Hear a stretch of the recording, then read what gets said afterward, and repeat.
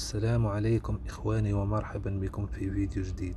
في هذا الفيديو غادي نشوفوا آخر تطورات وجديد ملعب طنجة الكبير. نرجو منكم مشاهدينا أن تدعمونا بلايك للفيديو وتعليق واشتراك في القناة لنستمر في نشر المزيد والجديد عن الملاعب الوطنية إن شاء الله.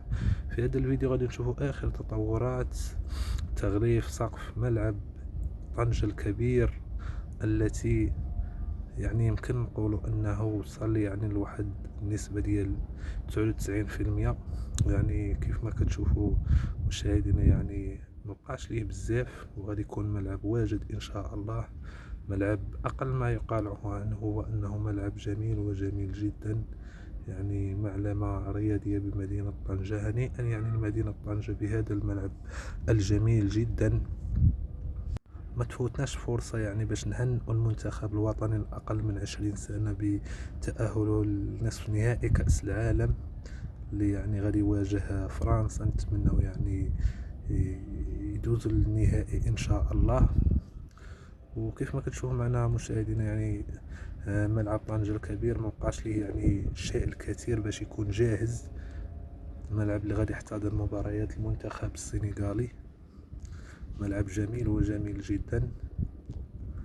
نتمنى منكم مشاهدينا أن تدعمونا بلايك الفيديو وبارطاج واشتراك في القناة، فضل وليس أمر، باش نستمر في نشر المزيد إن شاء الله. ملعب هائل، شوف الجمالية ديال الملعب، ما شاء الله. ملعب رائع ورائع جدا.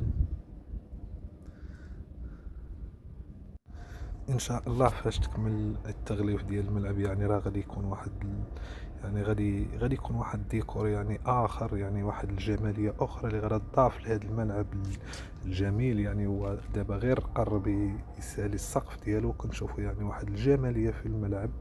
شوف الداخل ديالو، ما شاء الله. ملعب رائع ورائع جدا.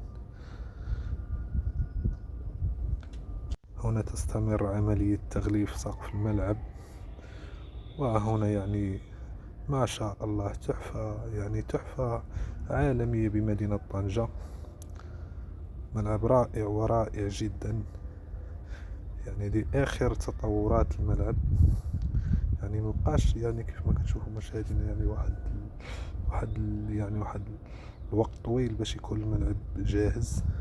نتمنى تدعمونا بلايك واشتراك في القناة باش نستمر في نشر المزيد إن شاء الله.